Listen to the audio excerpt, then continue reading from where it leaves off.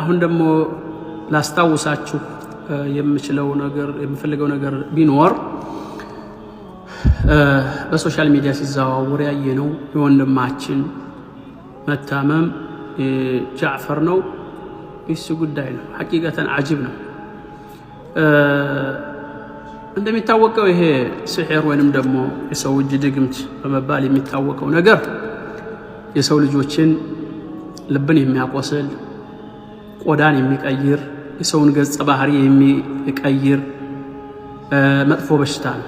ምንም አይነት ሕክምና የማያገኝ በሕክምና መዳን የማይቻልበት መጥፎ የተረገመ በሽታ ብለው ማለት እሱ ነው። ስለዚህ ይሄንን የሚያደርጉት ሰዎች ደግሞ ያው የተረገሙ ሰዎችን በገሃድ መጋፈጥ የማይፈልጉ በስተጀርባ ይሄንን ተግባር ያደርጉታል እና ሰዎች በእንደዚህ አይነት ጉዳይ ይጎዳሉ። ለዚህ ታዲያ እንደው አዕظም ዒላጅ ትልቅ መፍትሄና ፍትሃዊ መድኃኒት ብሎ ማለት ከዲናም አይደለም መርፌም አይደለም። ቀጥታ የታመመው ሰውዬ ምን ማድረግ አለበት? ሱረቱል ፋቲሃን በመጀመሪያ ደረጃ በዲኑ ጠንካራ መሆን መቻል አለበት። በዚህ በሽታ የታመመ ሰው ሶላቱን በጧት በማታ መስገድ፣ ጠንክሮ በውዱ መቀመጥ፣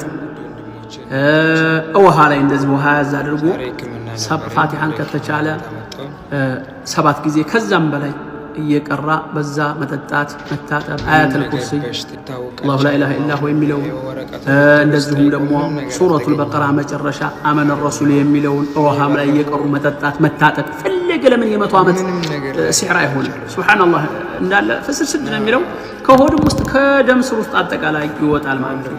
ሱረቱል አዕራፍ ላይ እንደዚሁ አሉ የተለያዩ ሱረቱ ዩኑስ ላይ ያሉ አያቶች እንደዚሁ ማጅቱም به السحر ان الله سيبطله የሚሉ የተለያዩ አያት السحر አሉ።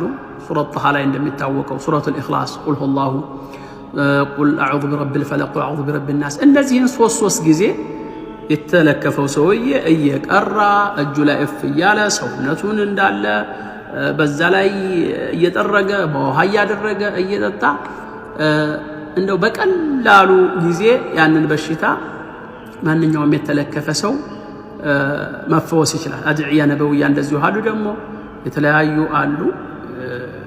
ሌላው ደግሞ ምን አለ? ጧትና ማታ ከእንደዚህ አይነት መጥፎ በሽታ ለመጠበቅ መተተኞች ያደርጋሉ። በስም ሊያደርጉ ይችላሉ፣ በፎቶግራፍ ሊያደርጉ ይችላሉ፣ በጫማ በወዝህ ሊያደርጉ፣ በልብስ ሊያደርጉ ይችላሉ። ከዛ ለመጠበቅ التحسين اليومي والخطوات المساعدة ከዚህ ነገር ለመጠበቅም ሆነ በሽታውም ደግሞ ካጋጠመ በኋላ ለመዳን የሚያዋጣው ምንድነው? አዝካር الصباح والمساء። ሰው በአሁን ሰዓት ላይ ቲክታክ ላይ ግማሽ ሰዓት እንትን ላይ ግማሽ ሰዓት ይውላል። የጧትና የማታ ዚክር ኢስሙል ሙስሊም ማንኛውም አውርዶ ዳውንሎድ አድርጎ ፕሌይ ስቶር ላይ ያገኛል። በጧት በማታ አዝካር الصباح والمساء የጧትና የማታ ዚክርን ማዘውተር። ምክንያቱም ያ ድግምት ሰውነት ላይ ደጋሚዎች በሚልኩት ሰዓት ጂን ነው የሚቆጣጠረው። ሲኩሪቲው ምንድነው? ዘበኛው ያበሽታ ሰርጅቶ ሰውየውን እንዲጎዳውና እንዲገርለው ወይ እንዲያደክመው እንዲያጠፋው የሚያደርገው ጂን ነው የሚቆጣጠረው።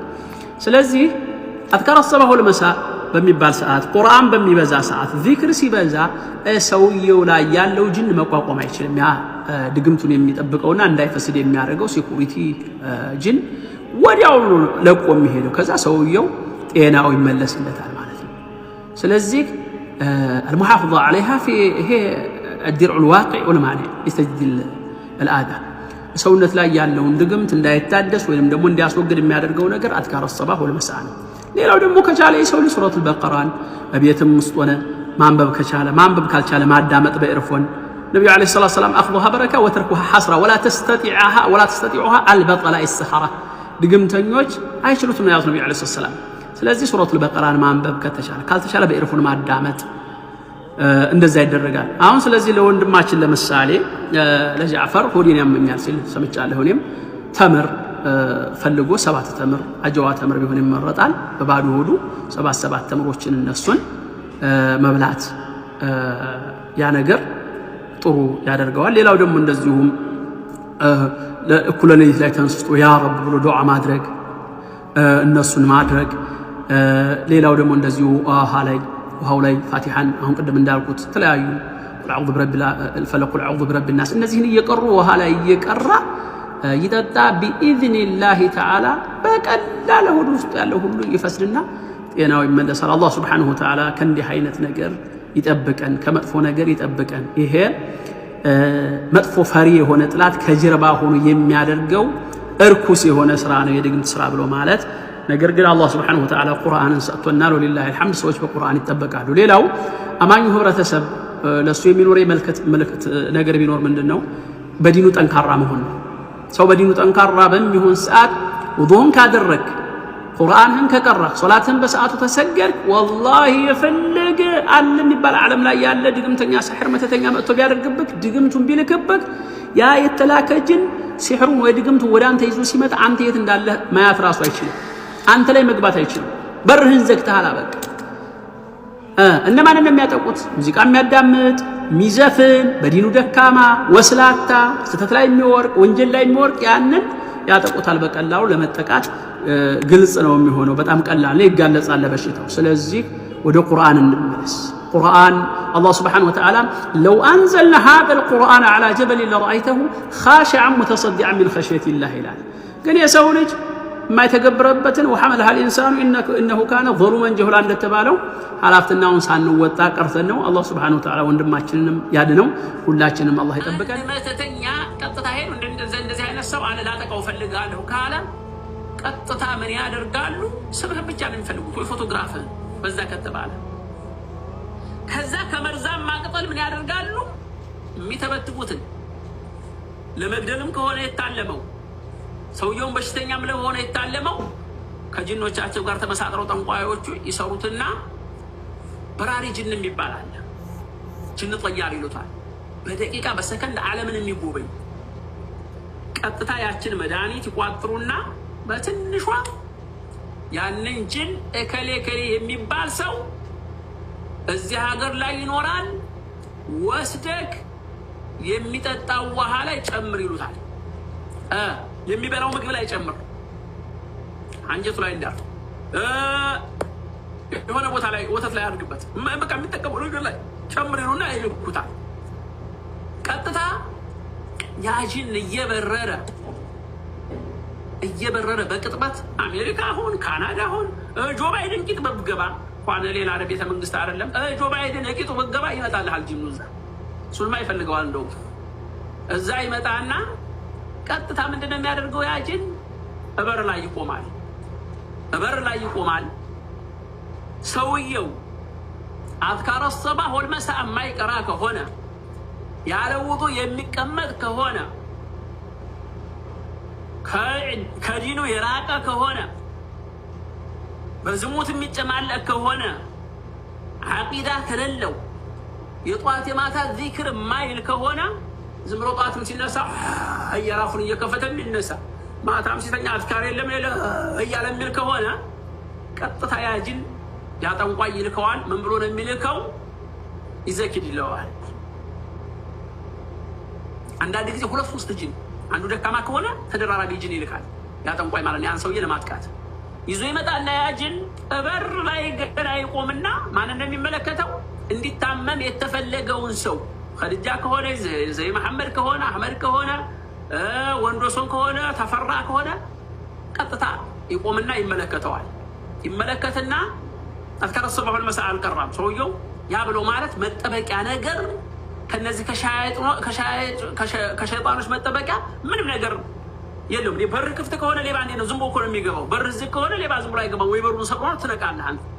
በቃ አንተን ክፍት ሆኖ አገኘህ በር አዝካር አላልክም፣ ምንም ዚክር አንተ ራስና መጠበቂያ ነገር አልቀራህም።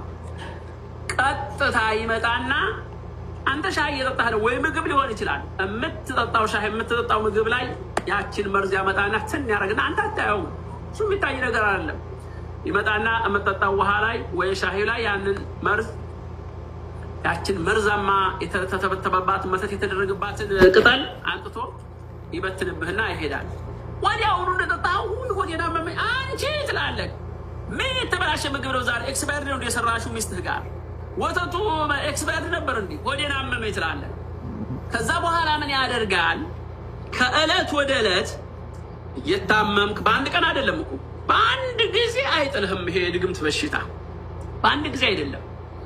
ከዛ በኋላ እየሰረጀክ ሆድህን እንደ በቃ እየነከሰክ ውስጥ ጤንነትህ በቃ ነው ድካም እየተሰማው ብዙ ጊዜ እንቅልፍ ብዙ ጊዜ ሰውነት ብለህ ሳሰራ ድክም እንኩት እንደገና በቃ እንዳለ ሰርተህ ውጤታማ ያለ መሆን ሰርተው ገንዘብ አለመገኘት ብሎም ሰዎች እየተማሩ አንተን በትምህርትም በምንም በማንኛውም እየበለጡ አንተ ሰርተህን ተስፋ መቁረጥ ከቀን ወደ ቀን እየደከምክ በቃ እንዳለ ተስፋ እየመመነ መሄድ ከሰው ጋር መቀመጥ ማስጠላት ጫጫታ መጥላት ብቸኝነትን መምረጥ አውሬ መስለ ብቻ መሄድ በቃ ሁሉ ነገሩን ያደረገ በቃ ይሄ ፊትህ በመጀመሪያ በበሽታው ከመጠቃት በፊት ፊትህ እንዳለ የሚያብረቀርቅ የነበረው መልካም የነበረው ይሄ ፊትህ ቫዝሊን እንደተቀባ ሰው ዘይቱ እንደተቀባ ሰው የሚያብረቀርቅ የነበረ ምን ይሆናል?